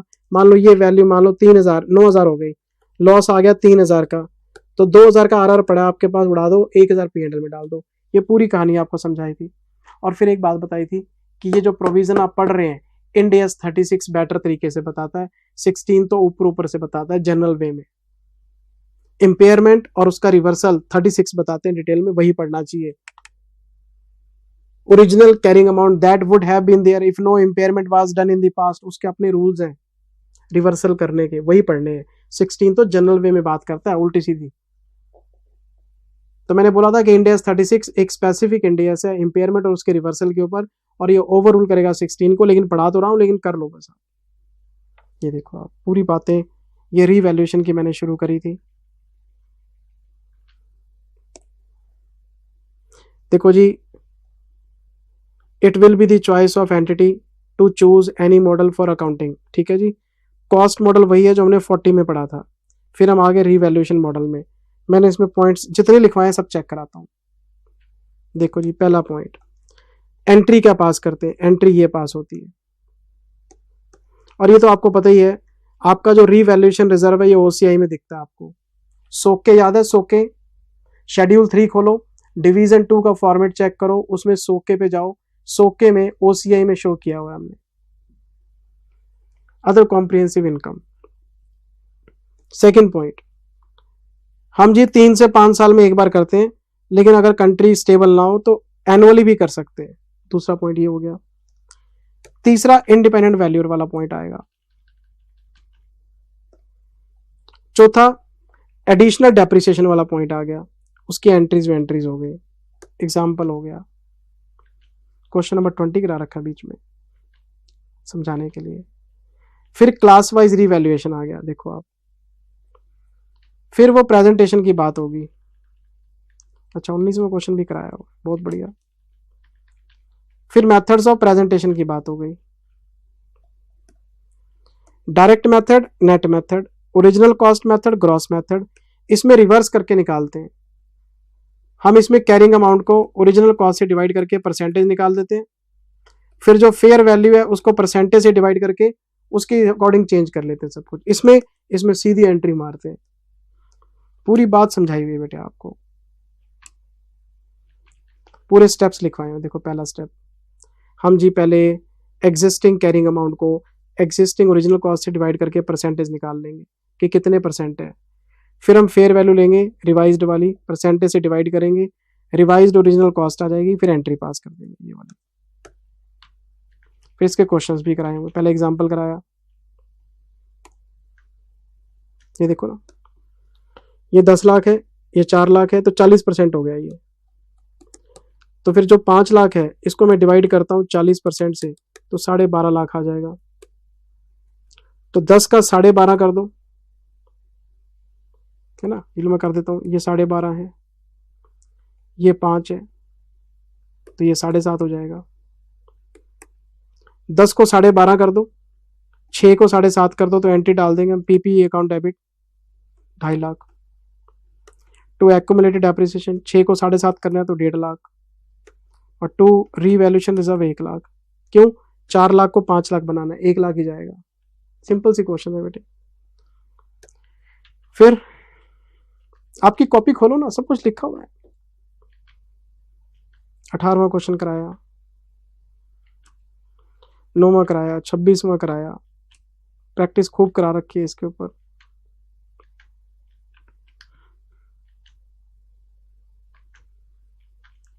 फिर 5वां वीडियो आ गया बेटे, 5वां लेक्चर आ गया, और फिर इसमें केस 1 कराया, upward revaluation first, downward revaluation later. तो आपने आरआर बना लिया, बाद में लॉस आ गया तो पहले आरआर उठाओ, फिर पीएनएल में जाओ, पहले आरआर में जाओ फिर पीएनएल में जाओ। ये तो चीजें आपको पता है सारी। फिर दूसरा case, downward first and upward later. आपने पहले पीएनएल में राइट ऑफ कर रखा है, अब वैल्यू बढ़ गई तो पहले पीएनएल वाला रिवर्स करो, फिर आरआर में जाओ। पहले पीएनएल रिवर्स करो, फिर आरआर में जाओ। एग्जाम्पल करा रखे हैं, कॉपी खोलो देख लो आप। ये देखो, ओरिजिनल कॉस्ट आपके पास 4 लाख की है, फर्स्ट रिवैल्यूएशन 2.10 का है, तो 1.90 पीएनएल में चला गया, लेकिन अब वैल्यू 4.70 हो गई है। तो अगर आप इन दोनों का डिफरेंस देखेंगे तो 2.60 आएगा। तो 2.60 के 2 हिस्से बनेंगे, 1.90 पीएनएल में और बाकी का 70,000 रुपये आपका आरआर में जाएगा। ये रहा। दूसरा 370, तो 210 और 370 का डिफरेंस निकालोगे तो कितना आएगा, ये 160 आएगा। तो 160, 190 रिवर्स करना है पीएनएल में, तो सारा पीएनएल में जाएगा, आरआर में कुछ नहीं जाएगा। ये कुछ चीजें बेटे बताने वाली, बताओ। फिर चलते चलते कॉन्सेप्ट नंबर 6 आ गया। किस चीज का, ये तो डेप्रिसिएशन का कॉन्सेप्ट है सर। एसएलएम, डब्ल्यूडीवी और यूओपी, यूनिट ऑफ प्रोडक्शन। बेटे ये पढ़ लेना आप, डेप्रिसिएशन नहीं पढ़ा रहा मैं आपको, ये तो इंटर वाली बातें है। डेप्रिसिएशन आप सेल्फ रीड कर लेना, आपके पास कॉपी है, नोट्स हैं। मैं आ गया कॉन्सेप्ट नंबर 7 में। ये बात करेगा चेंजेस की। प्रॉपर्टी प्लांट इक्विपमेंट से रिलेटेड क्या चेंजेस आ सकते हैं। 3 चेंजेस बताए थे मैंने आपको। उसकी एस्टिमेटेड लाइफ चेंज हो सकती है, उसकी एस्टिमेटेड साल्वेज वैल्यू चेंज हो सकती है, और उसका मेथड ऑफ डेप्रिसिएशन चेंज हो सकता है। आपने एक एसेट खरीदी 10 लाख की, और इसकी लाइफ है 10 साल, इसमें से 5 साल निकल गए, तो 5 लाख का डेप्रिसिएशन भी निकल गया होगा। ये बच गई 5 लाख। आपको लगता है अब इसकी लाइफ 5 साल नहीं है, इसकी लाइफ तो 2 साल ही है, तो कोई बात नहीं, 2 से डिवाइड कर लो, डेप्रिसिएशन 2.5 लाख हो जाएगा। प्रोस्पेक्टिवली बेसिस पे चेंज इन एस्टिमेशन को चलते ही प्रोस्पेक्टिवली बेसिस पे है। जैसे ही चेंज आ गया फ्यूचर में चेंज कर लो। एक और एग्जांपल कराता हूं। आपके पास एक एसेट है 10 लाख की, लाइफ है 10 साल, और इसकी साल्वेज वैल्यू है 1 लाख रुपए की। साल्वेज वैल्यू 1 लाख रुपए की। 5 साल निकल गए। अब 5 साल निकल गए तो आपको डेप्रिसिएशन निकालना पड़ेगा। पहले 10 लाख लिया होगा आपने, फिर 1 लाख माइनस किया होगा, इसको 10 से डिवाइड किया होगा, 5 से गुना किया होगा, 4.5 लाख का डेप्रिसिएशन लग चुका। तो 5.5 लाख की कैरिंग अमाउंट पड़ी है, 5 साल की लाइफ पड़ी है, और 1 लाख की साल्वेज वैल्यू है। अब आपने इसको चेक करके देखा तो साल्वेज वैल्यू 1 लाख नहीं है, साल्वेज वैल्यू तो 80,000 रुपए है, कम हो गई। और जो लाइफ है ये भी 5 साल नहीं है, ये 2 साल ही है। लाइफ भी चेंज, साल्वेज वैल्यू भी चेंज, तो डेप्रिसिएशन आपको बदलना क्या मुश्किल काम है। ये लो, हम 5.5 लाख लेंगे, इसमें से 80,000 माइनस कर लेंगे, डिवाइड बाय 2 कर लेंगे। प्रोस्पेक्टिवली बेसिस पे चलो, कोई चक्कर ही नहीं है। हम 1 लाख माइनस नहीं करेंगे, 80,000 माइनस कर लेंगे, 5 से डिवाइड नहीं करेंगे, 2 से डिवाइड कर लेंगे। एक और तरीका बताया था आपको। आपके पास एक एसेट है 10 साल की, इसकी लाइफ है, इसमें से 2 साल निकल गए, 2 लाख का डेप्रिसिएशन लग गया। अब ये वैल्यू बची है 8 लाख, 8 साल। एंटिटी कहती है हम एसएलएम बेसिस पे नहीं, हम तो 15% डब्ल्यूडीवी का डेप्रिसिएशन लगाना चाहते हैं, ये एसएलएम नहीं चाहिए हमें। कोई बात नहीं, अब आप इस पे 15% लगाना शुरू कर दो, 1.20 आ गया। प्रोस्पेक्टिवली बेसिस पे। पहले कभी change in method of depreciation को चेंज इन पॉलिसी माना जाता था, लेकिन अब तो चेंज इन एस्टिमेट है। ये लाइफ चेंज हो जाए, साल्वेज वैल्यू चेंज हो जाए, मेथड चेंज हो जाए, कुछ भी चेंज हो जाए, प्रोस्पेक्टिवली बेसिस पे चलो भाई साहब, ये कोई चीज है बेटे बताने वाली, बताओ, है ना जी। चलो एग्जाम्पल बना बना के कराए हुए, आप पढ़ लेना बेटे प्लीज। फिर क्वेश्चन करा रखे हैं 5वां, फिर 10, सब स्टडी मैट के क्वेश्चन है 24। फिर हम आ गए लेक्चर नंबर 6 में। ये हमारा 6th लेक्चर आ गया जी, और मैंने 8वां कॉन्सेप्ट शुरू किया, चेंज इन डीकमीशनिंग कॉस्ट। जो मैंने शुरू में बोला था आपको, डीकमीशनिंग कॉस्ट में चेंज आने के 2 रीजन हो सकते हैं।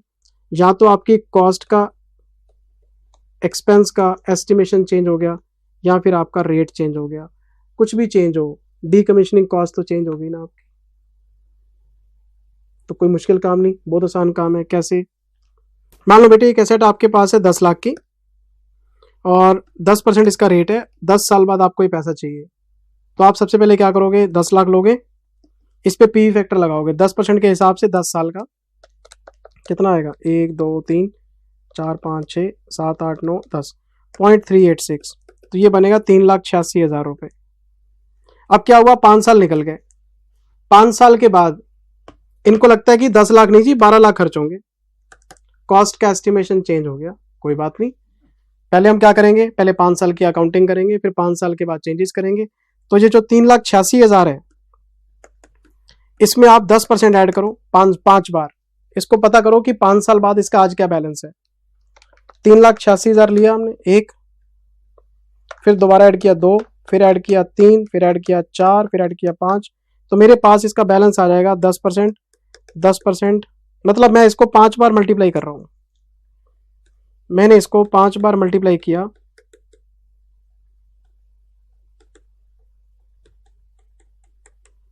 1 2 3 4 5, ये आ गया 621656, ये आ गया जी। 5 साल बाद मेरे पास ये बैलेंस पड़ा है। अब मुझे कहते नहीं जी 12 लाख रुपए हैं। मैंने बोला कोई बात नहीं, कितने साल की लाइफ थी, 10, कितने निकल गए 5, कितने बचे हुए 5। आप ये मानो कि मैं आज दोबारा से अकाउंटिंग शुरू करता हूं, ये 12 लाख रुपए मुझे देने हैं।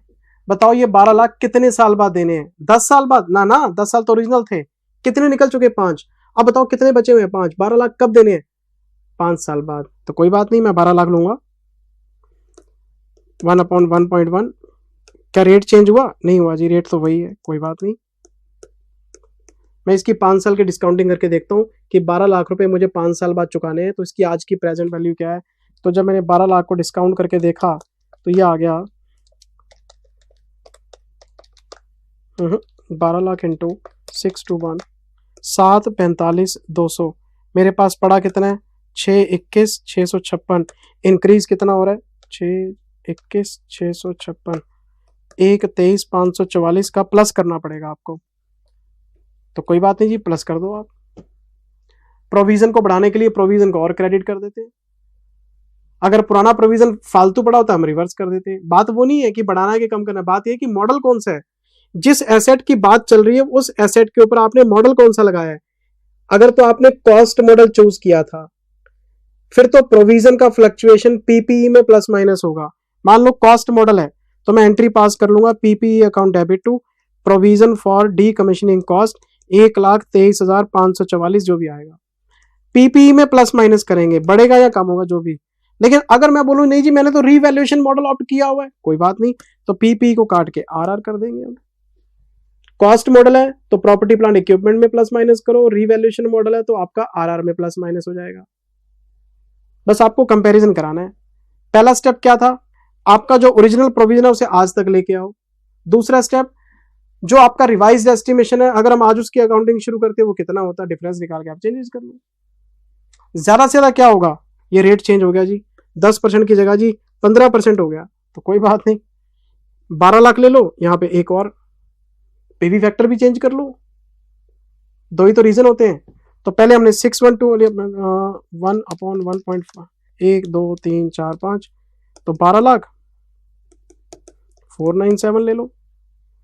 रेट चेंज हो रहा है, पीवी फैक्टर चेंज कर लो, अमाउंट चेंज हो रही है, अमाउंट चेंज कर लो, फर्क ही नहीं पड़ता बेटे। प्रोविजंस को कंपेयर कराना आपने।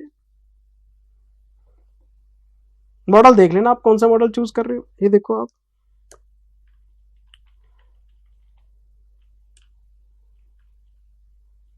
ये कॉन्सेप्ट नंबर 8 है, ठीक है जी, एग्जाम्पल लिया हुआ है। ये वही एग्जाम्पल है 621,657, ये एग्जाम्पल लेके कराया था मैंने आपको अभी। ये होना चाहिए आपके पास एज पर रिवाइज, हिंदी में भी लिखवा दिया, देखो हिंदी में भी लिखवा दिया, देसी भाषा में, कि कॉन्सेप्ट में कोई गैप ना रह जाए। सारी वर्किंग कराई हुई है बेटे आपको। ये देखो, अगर कॉस्ट मॉडल है तो पीपी में जाएगा, रीवैल्यूएशन तो आरआर में जाएगा। कॉपी खोलो, एग्जाम्पल पढ़ो, बात समझ में आएगी, कोई दिक्कत ही नहीं है। आगे स्टेप्स भी लिखवा रखे हैं आपको। ये देखो, फिर आपको फ्लो चार्ट बना के दिया। कॉस्ट मॉडल है तो ये 2 एंट्री हैं, रीवैल्यूएशन मॉडल है तो सब कुछ तो लिखवा रखा है बच्चे। फिर क्वेश्चन कराया 23, वेरी वेरी इंपॉर्टेंट, वाओ। देखो टेबल बना के दिया आपको, पूरी वर्किंग बना के दी है।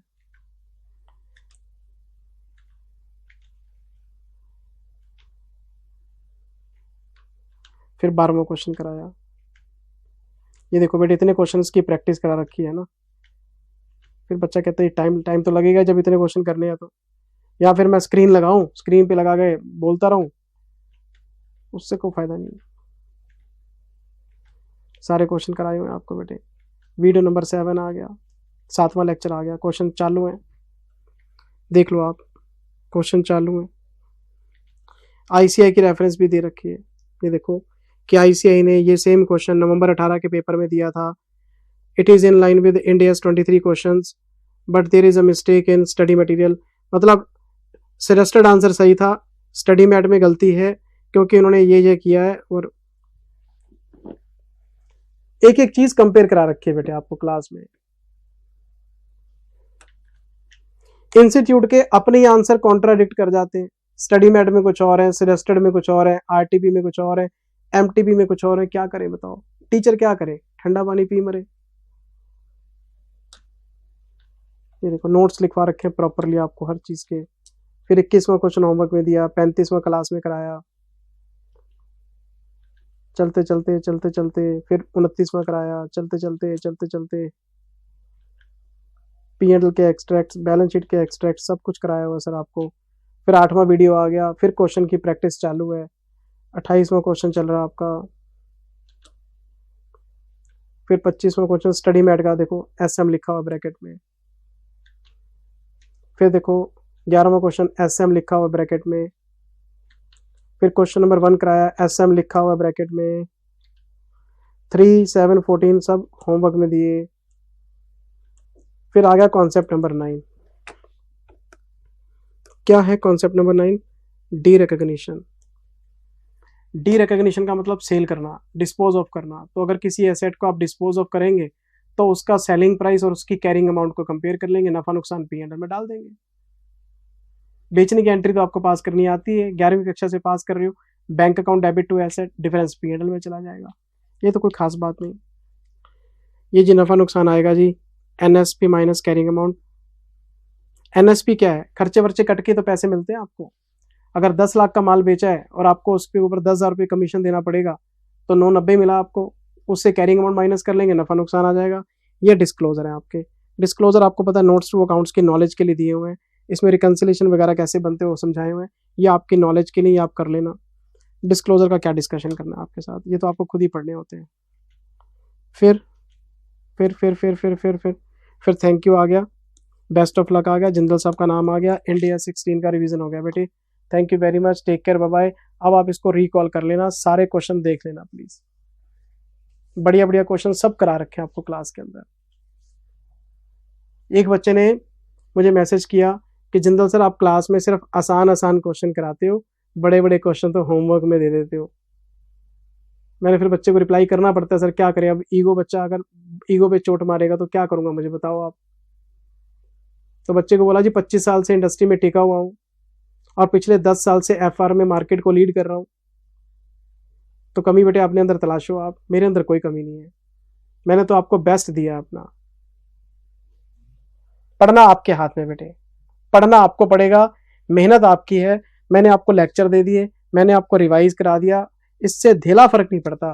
फर्क किससे पड़ता है कि आप अपनी कॉपी पे बैठ के सेल्फ स्टडी में कितना टाइम लगाते हैं, आप कितना एफर्ट डालते हैं, आपके हाथ में है। आप मेरे को मत देखो, मैं तो एक प्रोफेशनल बंदा हूँ, फीस लेके पढ़ाता हूँ। आपको देखना है अपने पेरेंट्स को, अपने माँ बाप को, उनका मान रखना आपने, उनके लिए पढ़ना है, उनका सर ऊंचा करने के लिए पढ़ना है, ताकि वो दुनिया के सामने सर उठा के चल सके। क्योंकि अगर जिस दिन आप डिग्री ले लेंगे उनकी लाइफ कामयाब हो जाएगी, उनको लगेगा बच्चा हमने अपनी मंजिल में पहुंचा दिया, उनकी उम्र बढ़ जाएगी 10 साल। मैं आपको बता रहा हूं, मैं एक फादर हूं, मैं अपना बच्चा देखता हूं, मुझे पता है इस बात का, मैं वही फीलिंग्स आपको बता रहा हूं। तो मेरे लिए मत पढ़ो प्लीज ना मेरे को आपके पास का क्रेडिट चाहिए, ना मुझे आपके फेलियर का ब्लेम चाहिए। मेरे को मत देखो, आपको देखना है पेरेंट्स को, आपने उनके मान के लिए पढ़ना है, उनके लिए पढ़ना है। उन्होंने पूरी जिंदगी दाव पे लगा रखी है आपके लिए, उन्होंने पता नहीं आपकी फीसिस कैसी थी हैं, वो पता नहीं आपसे क्या उम्मीदें लगाए बैठे हैं।